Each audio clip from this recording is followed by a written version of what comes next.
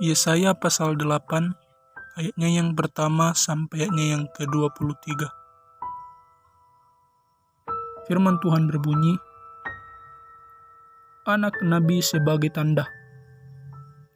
Berfirmanlah Tuhan kepadaku, ambillah sebuah batu tulis besar dan tuliskanlah di atasnya dengan tulisan biasa, Maher Syalal Hasbas.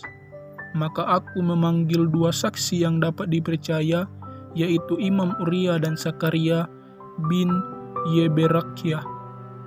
Kemudian aku menghampiri istriku. Ia mengandung dan melahirkan seorang anak laki-laki. Lalu berfirmanlah Tuhan kepadaku, namai dia Maher Syalal Hasbas. Sebab sebelum anak itu tahu memanggil bapa, ibu, maka kekayaan Damsyik dan jarahan Samaria akan diangkut di depan Raja Asyur. Penyerbuan Asyur ke Yehuda. Tuhan melanjutkan lagi firman-Nya kepadaku. Oleh karena bangsa ini telah menolak air Siola yang mengalir lamban dan telah tawar hati terhadap Resin dan anak Remalia, sebab itu sesungguhnya Tuhan akan membuat air sungai Efrat yang kuat dan besar meluap-luap atas mereka, yaitu Raja Asyur dengan segala kemuliaannya. Air ini akan meluap melampaui segenap salurannya dan akan mengalir melampaui segenap tebingnya, serta menerobos masuk ke Yehuda, ibarat banjir yang meluap-luap sehingga sampai di leher, dan sayap-sayapnya yang dikembangkan akan menutup seantero negerimu, ya Immanuel. Ketahuilah hai bangsa-bangsa dan terkejutlah. Perhatikanlah ya segala pelosok bumi. Berikat pingganglah dan terkejutlah. Berikat pingganglah dan terkejutlah. Buatlah rancangan tetapi akan gagal juga. Ambillah keputusan tetapi tidak terlaksana juga. Sebab Allah menyertai kami. Yesaya terpaksa bersembunyi. Sebab beginilah firman Tuhan kepadaku. Ketika tangannya menguasai aku dan ketika ia memperingatkan aku supaya jangan mengikuti tingkah laku bangsa ini. Jangan sebut persepakatan, segala apa yang disebut bangsa ini persepakatan. Dan apa yang mereka takuti janganlah kamu takuti.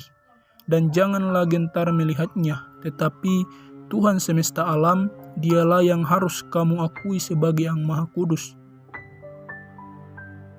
Kepadanya lah kamu harus takut dan terhadap dialah harus kamu gentar.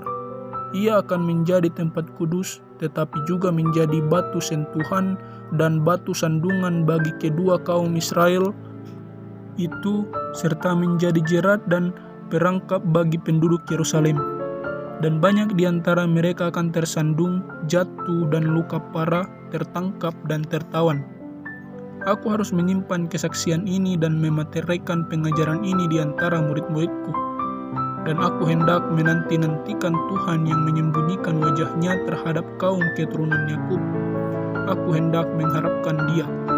Sesungguhnya aku dan anak-anak yang telah diberikan Tuhan kepadaku adalah tanda dan alamat di mana orang Israel dari Tuhan semesta alam yang diam di gunung Sion. Dan apabila orang berkata kepada kamu, mintalah petunjuk kepada arwah dan roh-roh beramal yang berbisik dan komat-kamit, maka jawablah, bukankah suatu bangsa patut meminta petunjuk kepada Allahnya? Atau haruskah mereka meminta petunjuk kepada orang-orang mati bagi orang-orang hidup? Carilah pengajaran dan kesaksian. Siapa yang tidak berbicara sesuai dengan perkataan itu, maka baginya tidak terbit fajar. Mereka akan lalu lalang di negeri itu, melarat dan lapar. Dan apabila mereka lapar, mereka akan gusar dan akan mengutuk rajanya dan Allahnya. Mereka akan menengadah ke langit dan akan melihat ke bumi, dan sesungguhnya hanya kesesakan dan kegelapan, kesuraman yang mengimpit, dan mereka akan dibuang ke dalam kabut. Kelahiran Raja Damai. Tetapi tidak selamanya akan ada kesuraman untuk negeri yang terimpit itu. Kalau dahulu Tuhan merendahkan tanah Sebulon dan tanah Naftali, maka di kemudian hari Ia akan memuliakan jalan ke laut, daerah seberang sungai Yordan, wilayah bangsa-bangsa lain. Amin. Firman Tuhan.